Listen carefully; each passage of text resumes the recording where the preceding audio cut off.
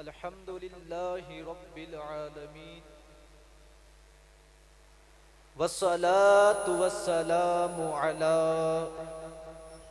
सय्यिदिल अंबियाइ वल मुरसलीन अम्मा बअदु फ़अऊज़ु बिल्लाहि मिनश शैतानिर रजीम बिस्मिल्लाहिर्रहमानिर्रहीम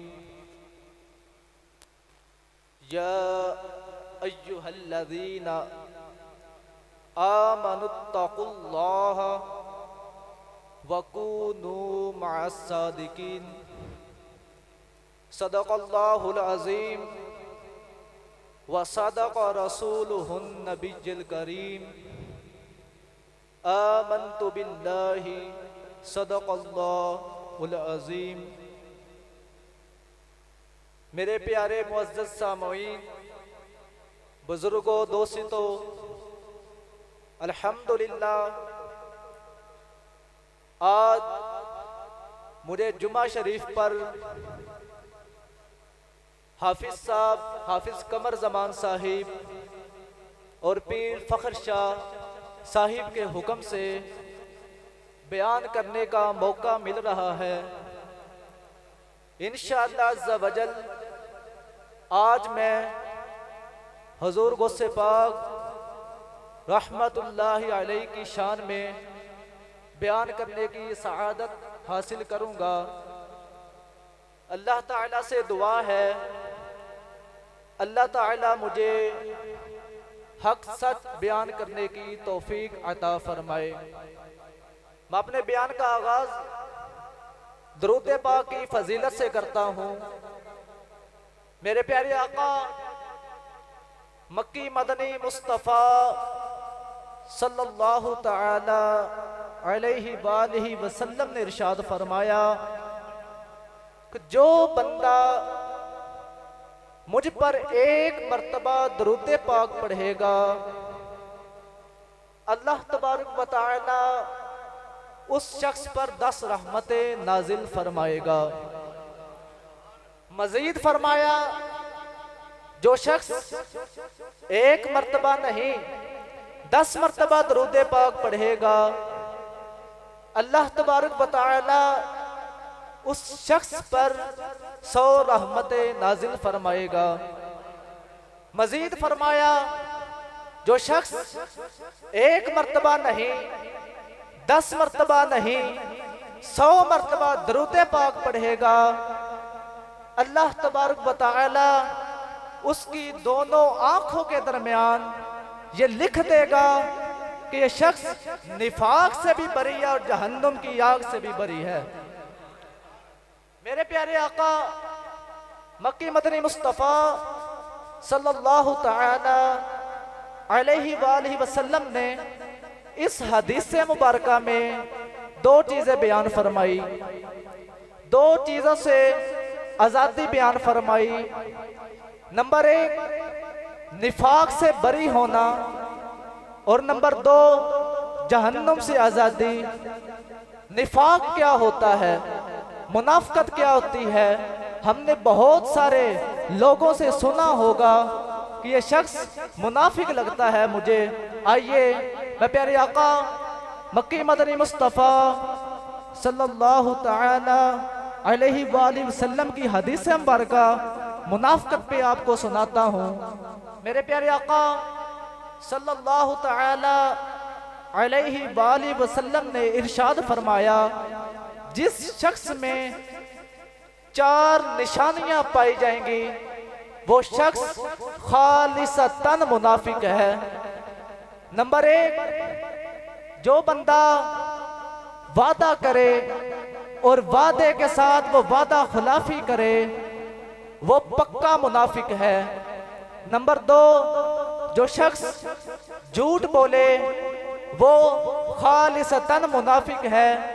नंबर 3 जिसके पास अमानत रखाई जाए वो अमानत में खयानत करे वो खालिसतन मुनाफिक है। नंबर 4 जिसके पास जो झगड़ा करे और झगड़े के वक्त गाली बके वो खालिसतन मुनाफिक है।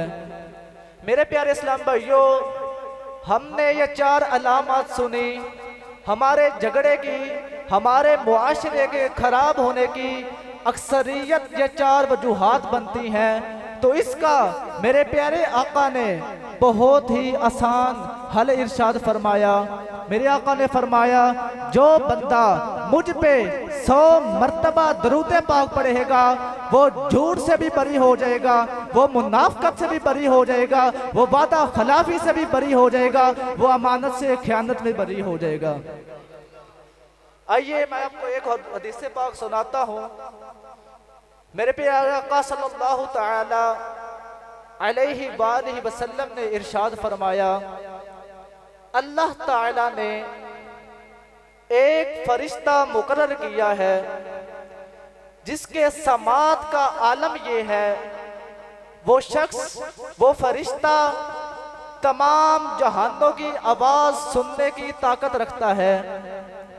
तो जब कोई बंदा मुझ पर 1 मर्तबा दरूद पाक पढ़ेगा, वो फरिश्ता उसके दरूद पाक को मेरी बारगाह में पहुंचा देगा।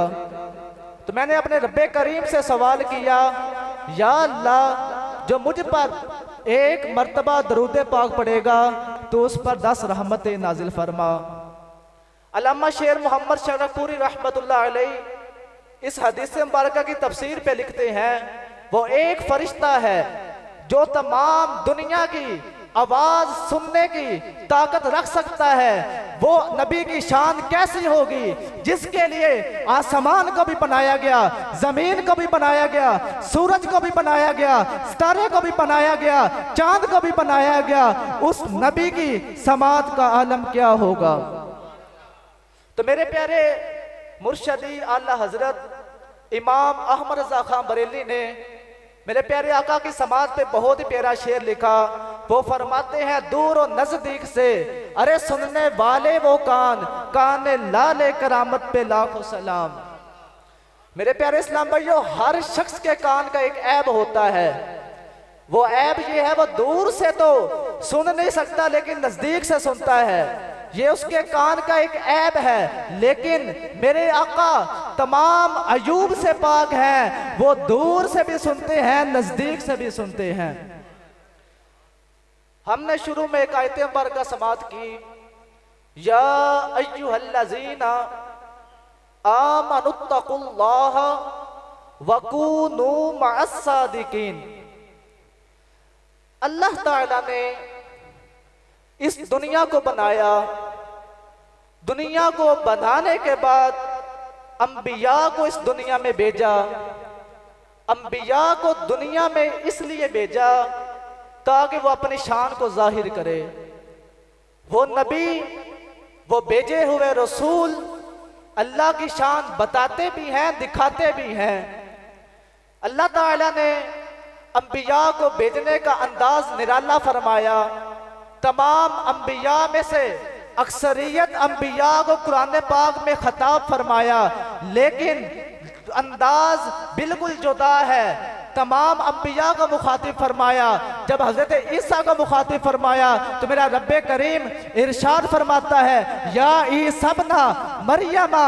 जब हजरत मूसा को फरमाया तो करबला रहा है, कुल तुम या मूसा लन नस्बिरा अला तामिन वाहिदिन। जब हजरत ज़करिया को पुकारा तो फरमाया, या ज़करिया इन्ना नुबश्शिरुका बिगुलामिन। जब मेरे आका को पुकारा तो अब अंदाज निराला है। पहले नाम ले लेकर पुकारा है, अब नाम के बगैर औसाफ के साथ पुकारा है। कहीं मेरा रब्बे करीम इरशाद फरमा रहा है, वद्दुहा वल्लैलि इज़ा सजा मा वद्दअका रब्बुका व मा क़ला। कहीं रब्बे करीम इरशाद फरमा रहा है, वत्तीनी वज़्ज़ैतून व तूर सीनीन। कहीं मेरा रब्बे करीम इरशाद फरमा रहा है, अलम नशरह लका सदरक, कहीं मेरा रब्बे करीम इरशाद फरमा रहा है वरफअना लका जिक्रक, कहीं मेरा रब्बे करीम इरशाद फरमा रहा है वत्तीनी वज़्ज़ैतून, कहीं मेरा रब्बे करीम इरशाद फरमा रहा है या अय्युहल मुज़्ज़म्मिल, कहीं मेरा रब्बे करीम इरशाद फरमा रहा है या अय्युहल मुद्दस्सिर, कहीं मेरा रब्बे करीम इरशाद फरमा रहा है ताहा। आखो सुभान अल्लाह। ये तो वो शान थी जो मेरे रब्बे करीम ने अपने आका के साथ मुख्तलिफ अंदाज से बयान किया। आइए अब सहाबा के जरिए भी अपने आका की शान सुनते हैं। जब हसन बिन साबित ने अपने आका को देखा, वो पुकार उठे व अहसनु मिनका लम तरा कत्तु ऐनी व अजमलु मिनका लम तलिदिन निसाउ खुलिकता मुबर्रअम मिन कुल्ली ऐबिन कअन्नका कद खुलिकता कमा तशाउ खुलिकता मुबर्रअम मिन कुल्ली ऐबिन कअन्नका कद खुलिकता कमा तशाउ व अहसनु मिनका लम तरा कत्तु ऐनी। ए आका, मैंने आपने हसीन इस दुनिया में कोई चीज नहीं देखती। वाहसानु मिनका लम तरा कत्तु ऐनी व अजमलु मिनका लम तालिदिन निसाउ। ए आका, देखता तो तब जब आपसे हसीन किसी माँ ने जना हो। खुलिकता मुबर्रअम मिन कुल्ली ऐबिन। ए आका, आपको पैदा किया गया है हर ऐब से पाक। का अन्ना का कद खुलिकता कमा तशाउ, जिस तरह आप चाहते थे आपको इसी तरह ही पैदा किया गया।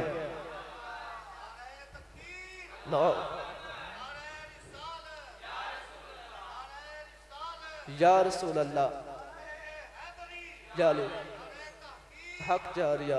अल्लाह ताला ने अंबिया को किस लिए दुनिया में भेजा? ताकि वो अपनी शान जाहिर करे। अंबिया के साथ औलिया को दुनिया में इसलिए भेजा ताकि वो अंबिया की शान जाहिर करें। औलिया को किस लिए भेजा?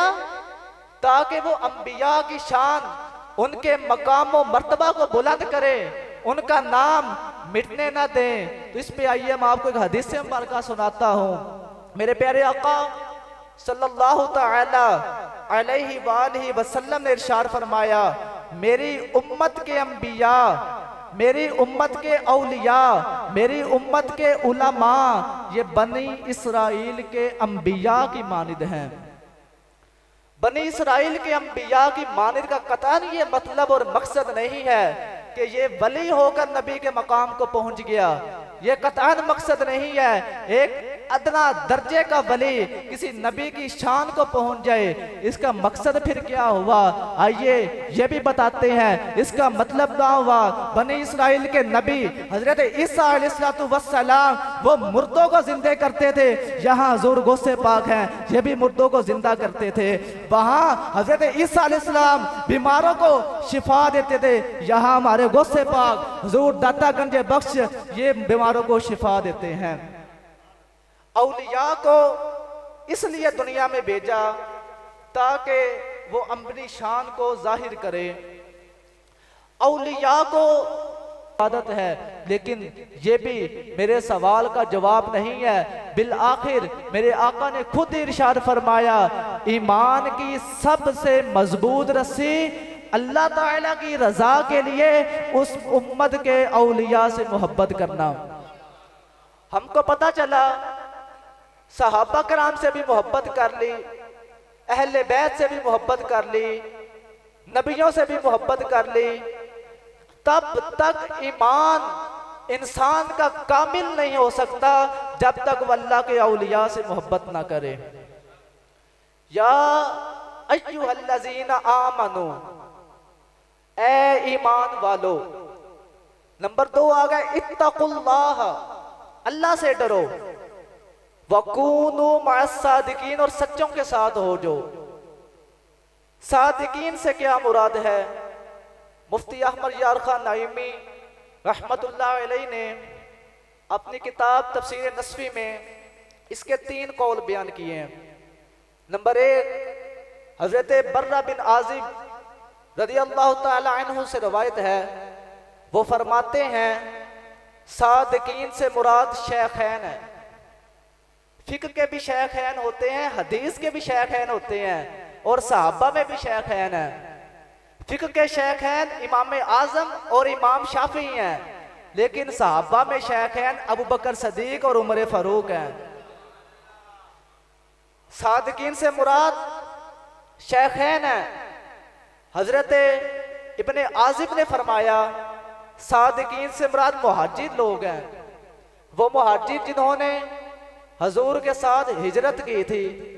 और तीसरा कौल बहुत ही मशहूर सहाबी हजरत अब्दुल्ला बिन अब्बास फरमाते हैं सादिकीन से मुराद वो लोग हैं जो सच्चे हैं, जिनकी नियतें सच्ची हैं, जिनके दिल पुख्ता हैं, जिनके अमाल सीधा हैं। हमारे औलिया के सीरत देखें, सीरत का मुताला करें, उनके वाक़यात देखें, उनकी करामात देखें, तो हमें यही मालूम होता है कि उनकी सीरत में कि उनके अमाल भी सीधे थे, उनके दिल भी सीधे थे, उनका तकवा भी आला था, उनकी तमाम चीजें दीगर लोगों से अफजल थी। वकूनू मअस सादिकीन, सच्चों के साथ हो जाओ। यहां पे एक एतराज ज़हन में पैदा होता है। वो एतराज ये है कि जब इंसान ने ईमान भी ले आया, हजूर पर ईमान ले आया, आखिरत पर ईमान ले आया, क़यामत पर ईमान ले आया, कब्र पर ईमान ले आया, जन्नत दोज़ख पर ईमान ले आया, इत्तकुल्लाह भी बन गया, नमाज पढ़ने वाला भी बन गया, रोजे रखने वाला भी बन गया, ईमान लाने वाला भी बन गया, ज़कात देने वाला भी बन गया, वालिदैन की खिदमत करने वाला भी बन गया, हज अदा करने वाला भी बन गया। फिर सच्चों के साथ क्यों जरूरी है? और जन्नत में जाने के लिए तो यही काफी है कि बंदा नेक बन जाए, अल्लाह का प्यारा बन जाए और ईमान भी ले आए। सच्चों के साथ रब ने रहने की कैद क्यों लगाई? तो इसको भी मुफ्ती आमर यार खयाम नईमी ने बयान किया है। इसको मैं आपको एक मिसाल के जरिए समझाता हूं। जब बंदा रात के सफर में हो, रात का अंधेरा छाया हो, बंदे के पास सामान भी है, माल भी है, गाड़ी भी है, तो वो रात को इंतजार करता है को मेरे साथ हम सफर मिल जाए। वो इंतजार करता है कि कोई गाड़ी वाला आ जाए, मैं उसके साथ मिल के चला जाऊं, मेरी जान भी बच जाए, मेरा माल भी बच जाए, मेरा सामान भी बच जाए। तो इसी तरह जब ईमान ले आए, नेक अमाल भी कर लिए, तो रास्ते में शैतान भी खड़ा है। शैतान का दावा है कि मैं तुम्हें दाएं बाएं आगे पीछे से वार करूंगा, तुम्हारा ईमान भी छीनूंगा, तुम्हारे अमाल भी बंद करूंगा, तुम्हारी हज भी जाया करूंगा, तुम्हारी नमाज पढ़ना भी जाया करूंगा। तो इसीलिए वकूनू मअस सादिकीन, जब सच्चों के साथ हो जाओगे तुम्हारा ईमान भी मजबूत रहेगा, तुम्हारे अमाल भी मजबूत रहेंगे। वकूनू मअस सादिकीन, सच्चों के साथ हो जाओ। अब ये देखें, ईमान, तकवा और सच्चे, ये तीनों साफ हजूर गौसे पाक रहमतुल्लाह अलैह में पाए जाते थे।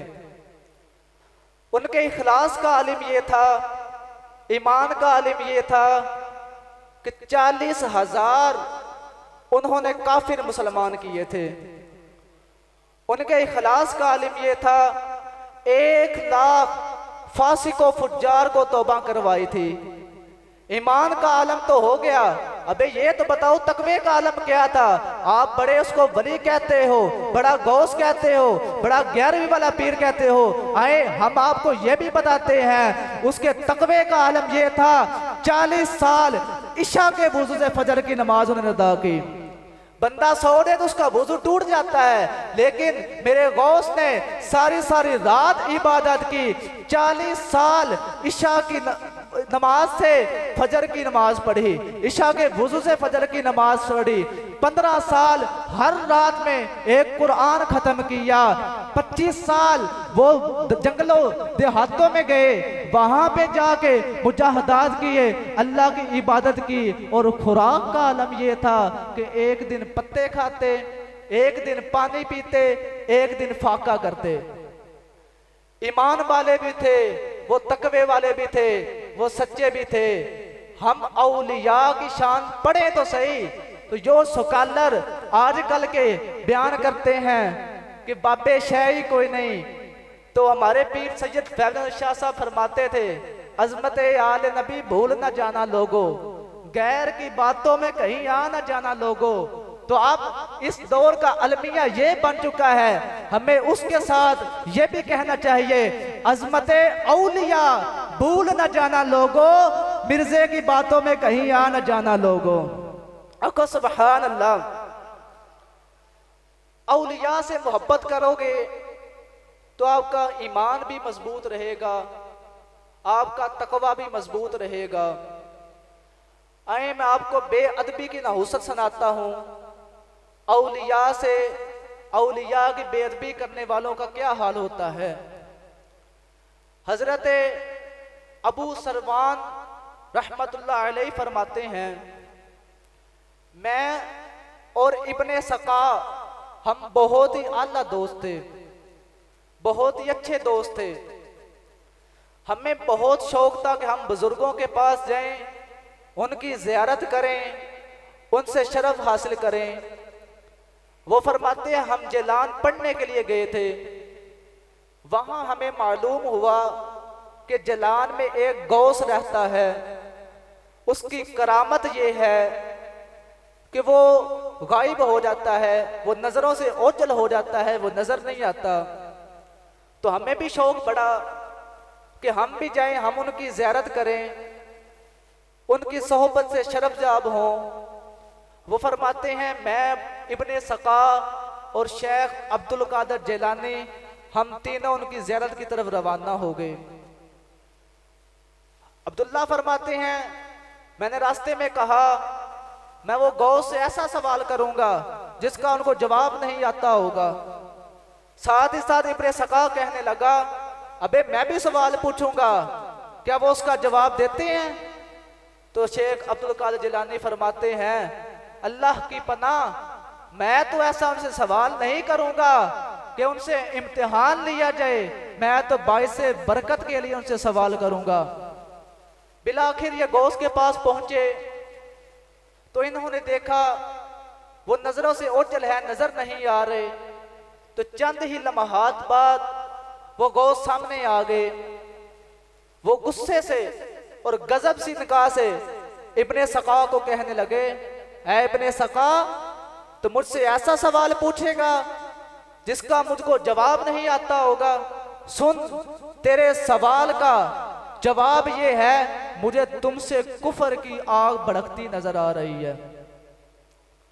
साथ ही अब्दुल्ला को कहा, अब्दुल्ला तू भी मुझे ऐसा सवाल करेगा कि जिसका मुझको जवाब नहीं आता होगा?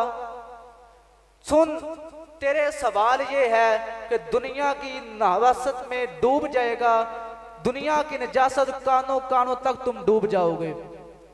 जब शेख अब्दुल कादिर जिलानी की बारी आई तो उनको बहुत ही इज्जत की निगाह से देखा और पुकारा, फरमाया नजदीक आओ, उनको सीने से लगाया और फरमाया या अब्दुल कादिर जिलानी, तुमसे मुझे ईमान की खुशबू आ रही है, तुम इस उम्मत के औलिया के सरदार बनोगे, तुम पर तमाम औलिया की गर्दन पे तेरा कदम होगा।